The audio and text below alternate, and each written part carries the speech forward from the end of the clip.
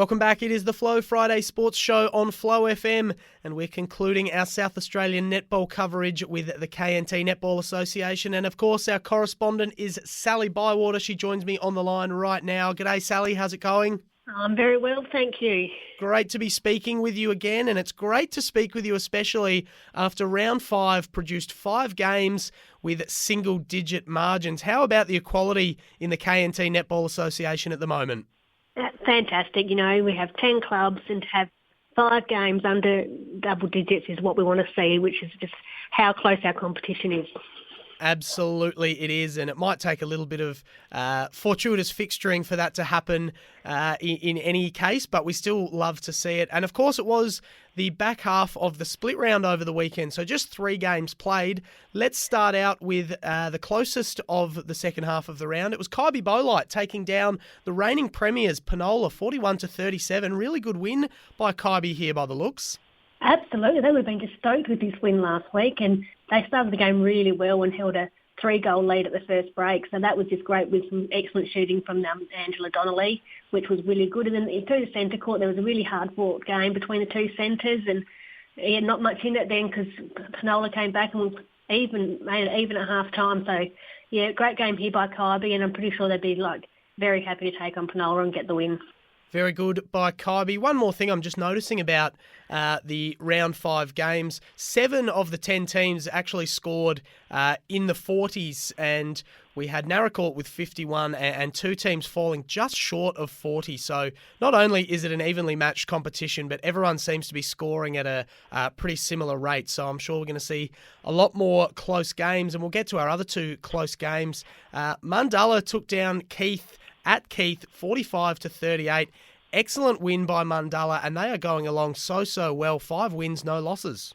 Yeah, they can't complain with their start of the season. We did anticipate this to be a great game with first versus second and someone getting their first loss for the year. So at this stage it was Keith, and Mundalla looking the goods this year and had a really good lead at half-time. So that was 7 goals up at half-time. And, yeah, so for Keith, they came back in that third quarter to win that quarter by 4, and, yeah, Mundalla just finishing off strongly. But both these sides had some great young players out there, which we'd like to see blooded out into our A-grade competition. And, yeah, fantastic win by Mundalla. And on to the last game of the round. Lucindale got their 3rd win for the season. They go to 3-2.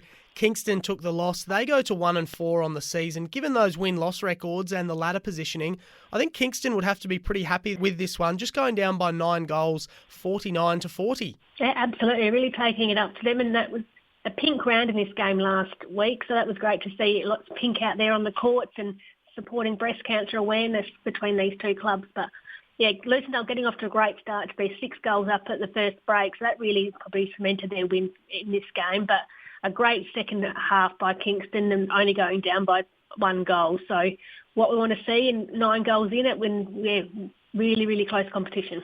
All right, very good round in round 5. Let's see if round 6 can stack up, and great to hear about the pink round there. Such an important cause. Always good to see that in sport at any level. And of course, it's Volunteer Week this week nationally. Anything special happening to shout out all the volunteers this weekend, Sally? I would imagine around our leagues and around our townships down here, there'll be lots of functions and supporting and really acknowledging those volunteers. And if you look around your netball club or any sporting club of how many volunteers it takes to make that run, it's just phenomenal. And we really take our hats off to everyone for the amount of hours and work that goes into running these sad days each week, as well as the trainings during the week. Most definitely, and hopefully lots of people have been thanking you for all the work that you do in community sport, not just netball, but basketball as well. And I'm sure there's plenty of other sports that you've made contributions over the years. So everyone make sure you thank your volunteers this weekend. Let's get into round 6. Border Districts heading to Padthaway, and this could be a good chance for Padthaway to get their first win of the season. Bit of a danger game for Border Districts, who haven't been going as well as we might have expected. No, we do see Borders at a 2-3 record this season. Padthaway haven't got that first win. I hope they have a great game with Border Districts in this one. It could be a good game for Border Districts to get back on that winning circle. So again, 7th versus 10th, anything could happen. It would be hopefully a close game, but I think Border Districts will get the win here. Penola hosting Bordertown. Excellent chance for them to get back on the winners list this week. Absolutely, yeah. They're 3-2, and Bordertown having that first win in the last round, which would have really got their confidence levels up. But a long trip here for the Boardtown girls off to Penola for this round, and I think Penola will get a good win here, but hopefully Boardtown are competitive for the whole 4 quarters. All right, and this is shaping up as an intriguing one. Kybe Bolite hosting Kingston. They're both coming off really solid performances. Should be a great game if they can both play to that level again. Absolutely, and not much in later positions for these two as well. Like Kybe obviously had that great win against Penola last week, which we probably surprised us a little bit, but fantastic to see. And Kingston have been competitive most weeks and just not quite getting the wins on the board. So hopefully another game will go for Kybe in a close one. All right, and I think this might just be match of the round. Well, these next two are probably jointly match of the round, but Narracourt are hosting Keith.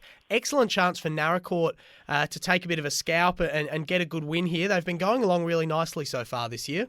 Absolutely, I agree with you. I think in that 5th position at the moment, they've had some ups and downs, but probably since that first week, they had a really good win and been competitive in close games for them. And Keith, again, first loss for the season, but I think they'll get up and be really good and really wanting to get the win. So a great game here between these two clubs, which hopefully we see high scoring again.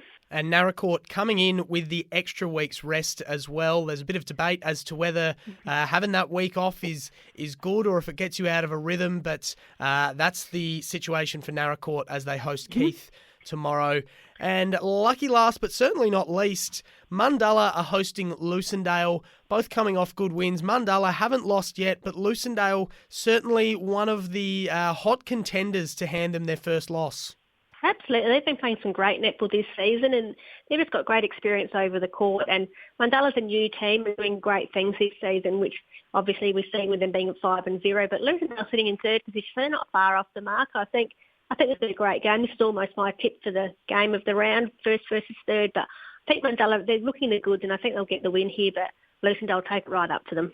All right, lots of exciting stuff happening in the KNT Netball Association. Thank you very much, Sally. Enjoy the netball tomorrow. Enjoy your weekend, and we will catch you next Friday. Thank you very much. Sounds great.